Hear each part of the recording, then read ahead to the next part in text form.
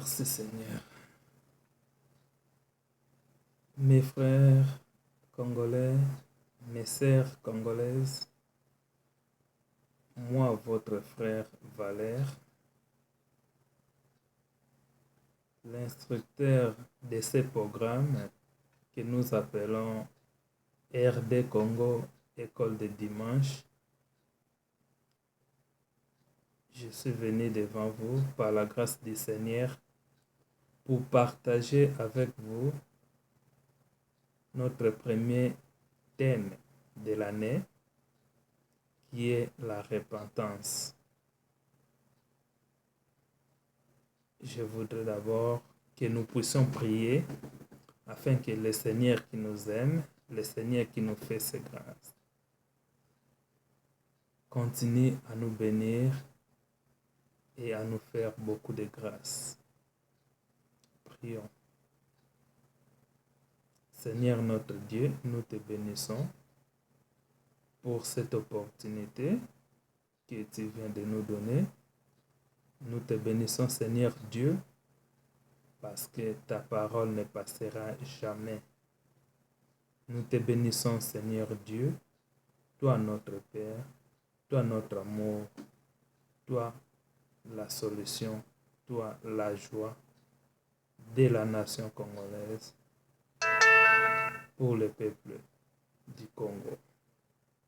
Seigneur, assiste-nous au moment où nous allons partager ta parole, afin que ta parole ne soit pas tombée dans les pierres qui ne produisent pas, mais que cela tombe dans de bonnes terres qui produira des fruits de la restauration de la nation congolaise au nom puissant de Jésus-Christ.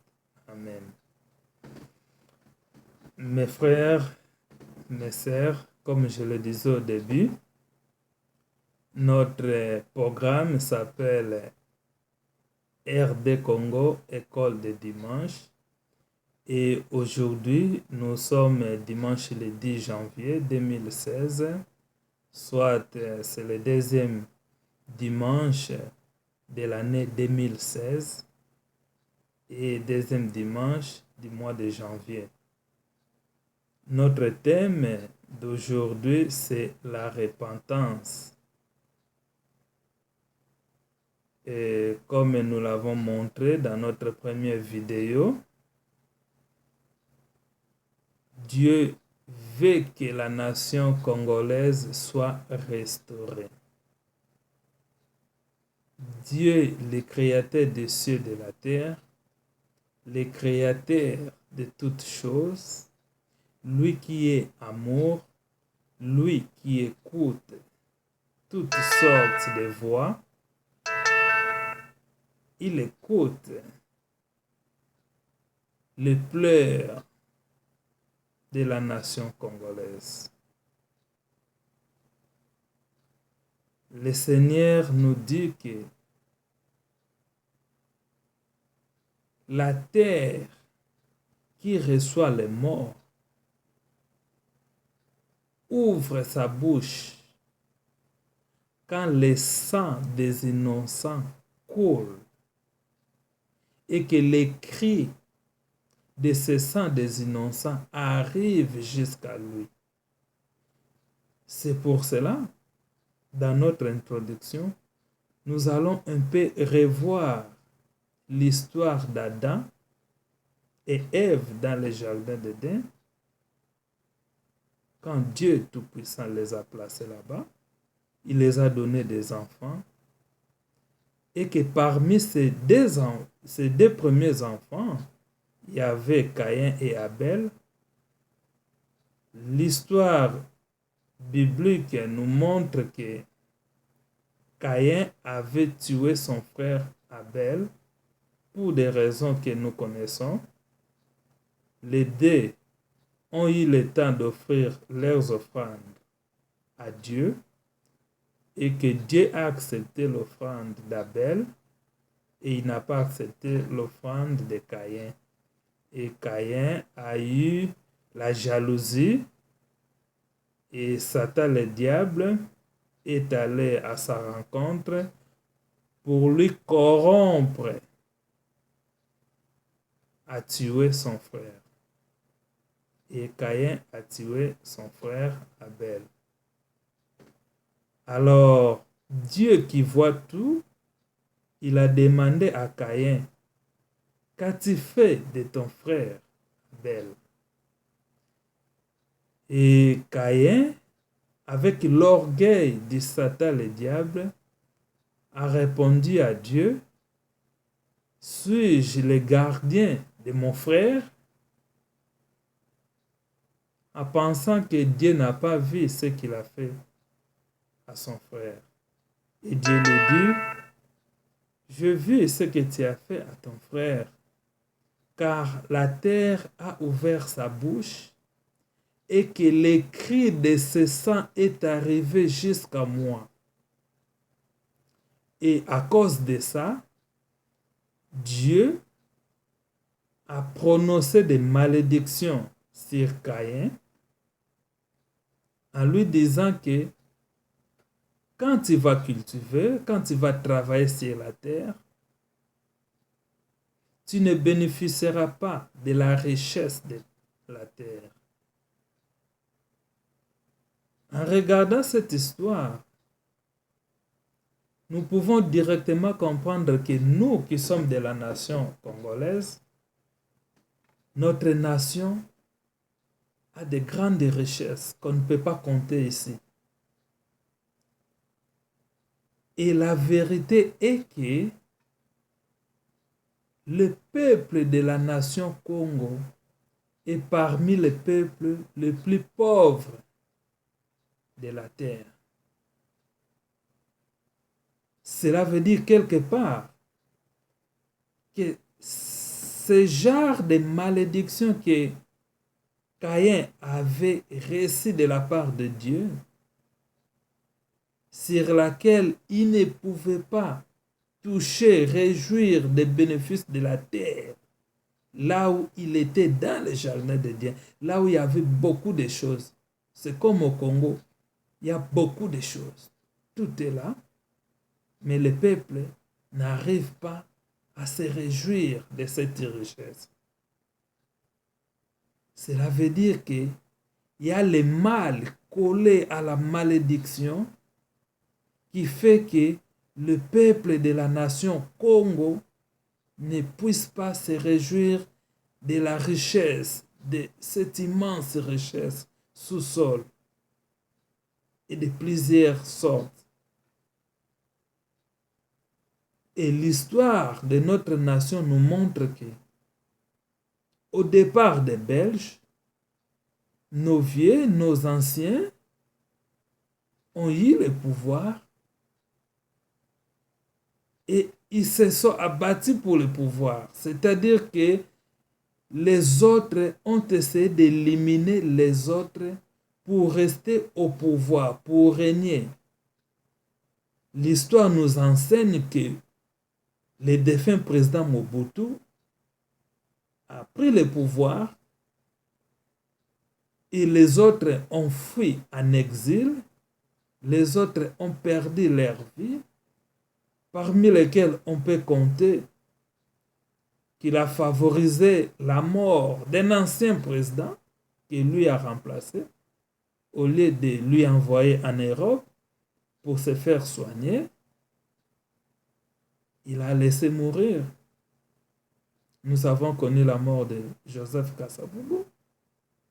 Nous avons connu la mort de Lumumba. Et les autres ont fui en exil. il y avait aussi beaucoup de morts. L'histoire continue à se répéter dans ces pays. Là où Mobutu était resté dans son pouvoir, les gens continuaient à mourir. Le sang continuait à couler. Mobutu est chassé par l'AFDEL, à la tête Laurent Désiré Kabila, qui n'a pas duré. Nous tous, nous connaissons l'histoire. Et Kabila Joseph est venu par la mort de son père. Père dans la loi.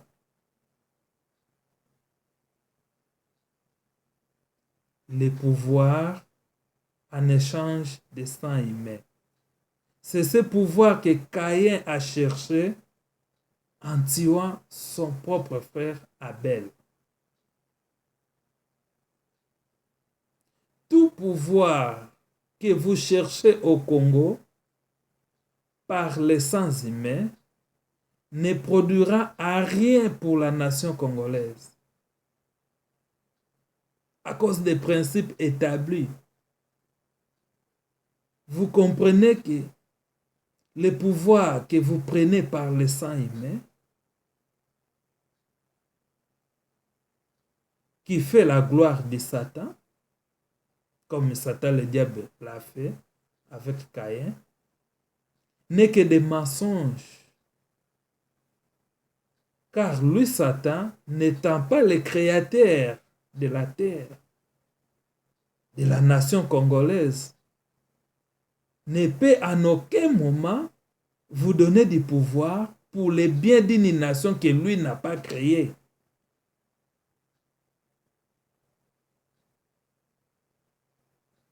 Et l'histoire, jusqu'à ce moment ici, nous confirme le nombre de morts du jour au jour sur la nation congolaise. On comptait plus de 6 millions, on comptait plus de 8 millions. Et les gens continuent à mourir du jour au jour. Le gouvernement est là. Les politiciens sont là. Le Parlement est là. Le Sénat est là. Le président est là.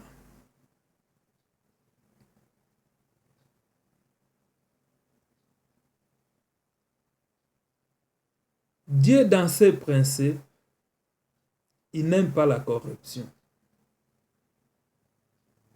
Partout où il règne la corruption, la violence succède. Là où il y a la corruption, il y a la violence. La Bible nous dit, dans Genèse 6, 9, 10, dans le temps de Noé,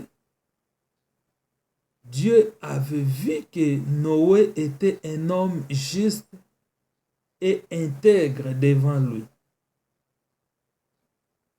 Mais entre-temps, pendant ce temps,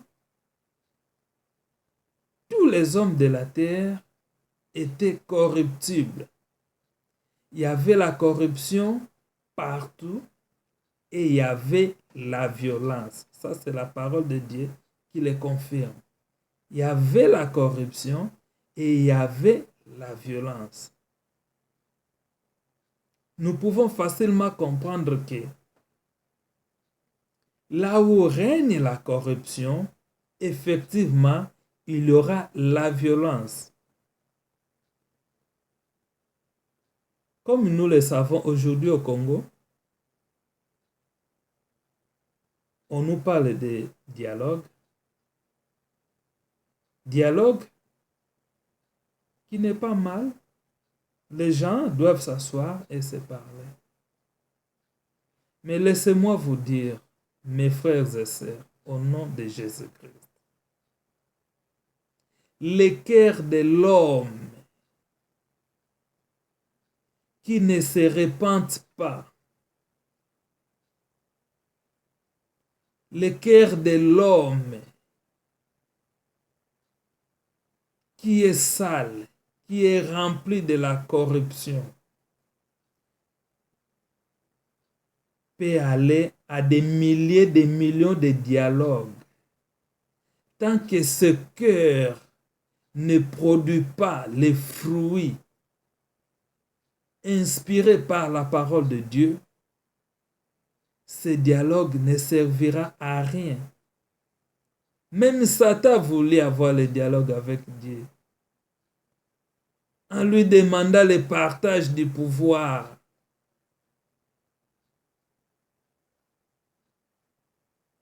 Quand votre cœur ne se répand pas, quand votre esprit ne se flatte pas à l'esprit de Dieu, vous pouvez amener la nation à des milliers de dialogues. Vous-même, vous connaissez ce que vous cherchez. Vous savez. C'est ainsi que le Seigneur Dieu qui aime le Congo, qui aime la nation congolaise, vous demande de vous repentir. Repentez-vous au nom de Jésus-Christ. Et quand vous irez au dialogue, oui, la nation sera sauvée. Oui, le dialogue produira de bons fruits. Car vous aurez un cœur ouvert.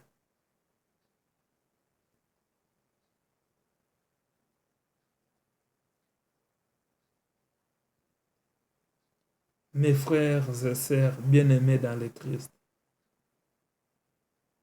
la repentance, c'est une clé qui ouvre beaucoup de choses. Nous tous, nous sommes des humains. La Bible nous dit dans Romains 3, 23, pendant le processus de la vie, nous péchons, nous tous.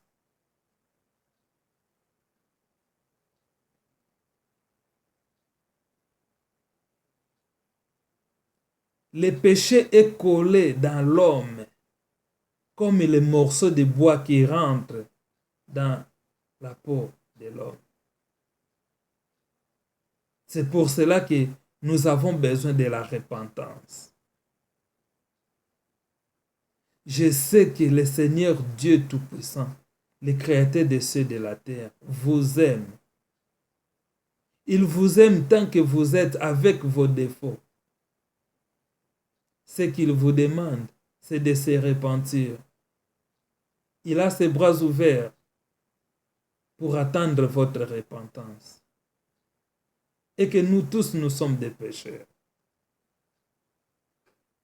Mais il y a des péchés de certaines personnes, du fait que vous êtes à l'auteur, du fait que vous êtes des leaders de la nation, du fait que vous êtes le président de la République. Vos péchés détruisent toute une nation. Votre corruption détruit toute une nation.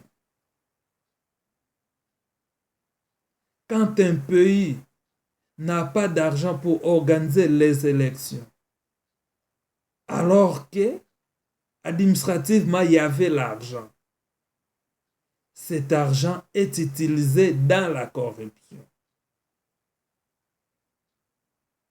Votre corruption, votre péché détruisent toute une nation.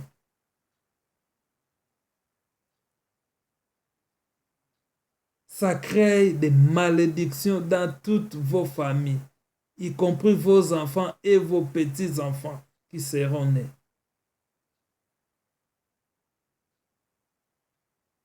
Le Seigneur Dieu d'amour, c'est lui qui vous aime. C'est lui qui vous donne le souffle de vie.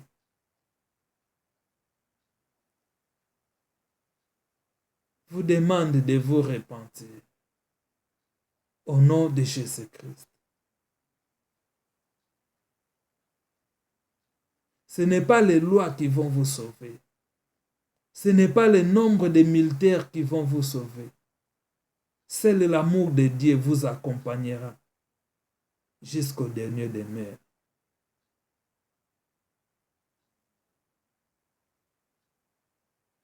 Répentez-vous. Ne soyez pas les fruits de Caïn.